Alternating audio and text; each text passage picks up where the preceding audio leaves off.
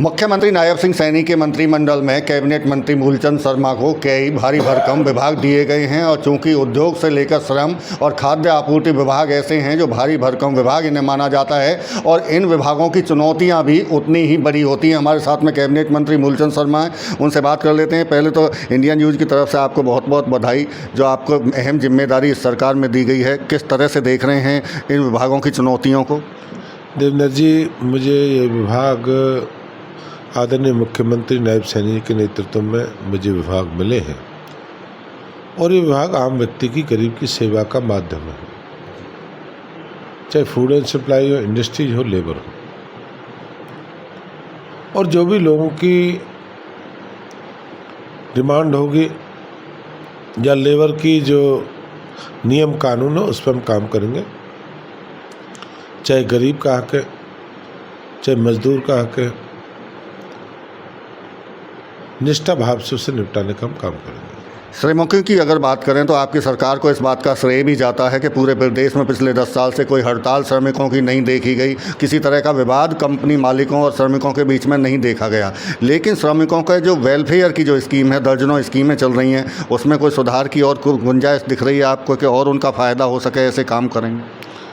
हम सबसे ज़्यादा उद्योगों की गति में तेज़ी देने का काम करेंगे और ज़्यादा से ज़्यादा उद्योगों को लाभ देने का काम करेंगे और उद्योगों के साथ साथ देना, लाभ देना, लेबर का भी लाभ देना है और लेबर के साथ साथ भी उनके स्वास्थ्य का भी ध्यान रखना है कि उद्योग को गति मिलेगी, लेबर को मिलेगी, लेबर को मिलेगी, स्वास्थ्य को गति मिलेगी, स्वास्थ्य को मिलेगी तो विकास को गति मिलेगी। इस सब पर भी मुझे विभाग मिला है। मैं इस पर धीरे धीरे इसकी जानकारी जुटाने का और जो भी लोगों की ज़रूरत है उसे पूरा करने का काम। निश्चित तौर से नई जिम्मेदारी चूंकि आपको मिली है, लेकिन उद्योगपतियों की जो नॉन कन्फर्मिंग की जो मामला है वो पिछले 10 साल से लगातार आपकी सरकार के सामने रखा जाता रहा है। पूरे हरियाणा का भी आंकड़ा अगर बात करें तो 1.25 लाख के करीब ऐसी यूनिट हैं, तो उसको लेकर आगे बढ़ने की ज़रूरत वो खुद भी मांग रहे हैं। उद्योगपतियों की मांग भी है उनकी कि उस पर काम हो।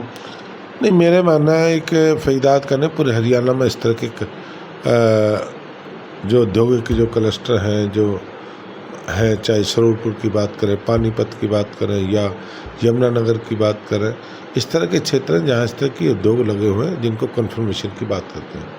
उस पर सारा जो भी ये पिछले पूर्व में मुख्यमंत्री आदि मनोहर लाल जी के नेतृत्व विपुल के समय ये चल रहा। मैं इसकी जानकारी जुटाऊँगा कहाँ तक है, कहाँ तक इसको करेगा। एक आखिरी सवाल है सर आपसे खाद्य आपूर्ति विभाग को लेकर, चूँकि यहाँ चुनौतियाँ ज़्यादा दिखती हैं, छोटे से छोटे, गरीब से गरीब आम व्यक्ति तक, क्योंकि सरकार की आपकी सोच रही है कि अंतिम छोर तक बैठे व्यक्ति को लाभ पहुंचाना है। इसमें एक खाद्य आपूर्ति विभाग अहम जिम्मेदारी निभाता है, इसे कैसे देख रहे हैं सर?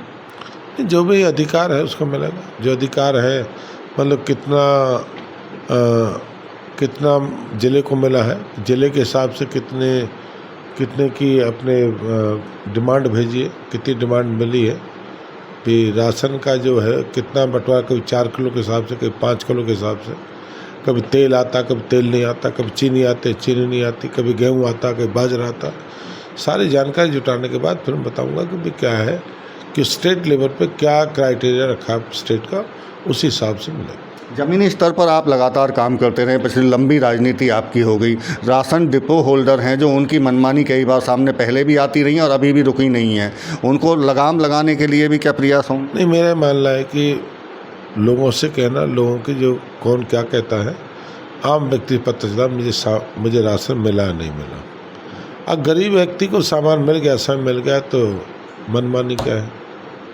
कोई व्यक्ति आ रहा है 4 किलो मांग रहा है 5 किलो, तो उससे कहाँ हो जाएगी? ये कि कोई भी आदमी जिसका जो अधिकार है उस अधिकार क्षेत्र मिलेगा और अधिकार के तहत उसको राशन मिलेगा। बिल्कुल, ये थे हमारे साथ में कैबिनेट मंत्री मूलचंद शर्मा, जिनका साफ तौर से कहना है कि जो जिम्मेदारी उन्हें मिली है उनकी जानकारी जुटाकर उन पर जल्द काम शुरू किया जाएगा। फरीदाबाद से देवेंद्र कौशिक, इंडिया न्यूज़।